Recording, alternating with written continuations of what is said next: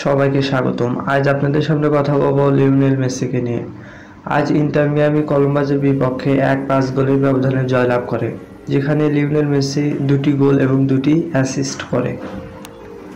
এ নিয়ে Lionel Messi inter মিয়ামির হয়ে 38টি match খেলে, যেখানে লিওনেল মেসি 31টি গোল এবং 23টি অ্যাসিস্ট করে।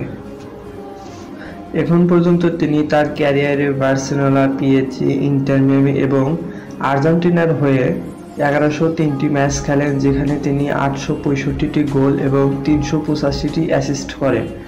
গোলের দিক বিবেচনায় তিনি এখন পর্যন্ত বিশ্বের 2য় স্থানে রয়েছেন।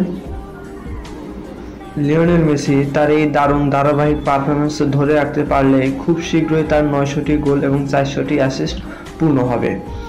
যদি তার এই ধারাবাহিক পারফরম্যান্স বজায় থাকে, হয়তোবা 2026 সালের ওয়ার্ল্ড কাপের মেসিকে আমরা দেখতে পাবো। আর যদি 2026 ওয়ার্ল্ড কাপের মেসিকে আমরা দেখতে পাই, তাহলে মেসির এটি হবে ওয়ার্ল্ড কাপে সবচেয়ে বেশিবার অংশগ্রহণ করা প্লেয়ার। মেসির পরবর্তী ম্যাচ রয়েছে 6 তারিখ চিলির সাথে এবং 11 তারিখ কলম্বিয়ার সাথে, এবং 15 তারিখে ক্লাব বিশ্বকাপে ইন্টার মিয়ামির হয়ে তাকে আমরা ক্লাব বিশ্বকাপে খেলতে দেখতে পাবো।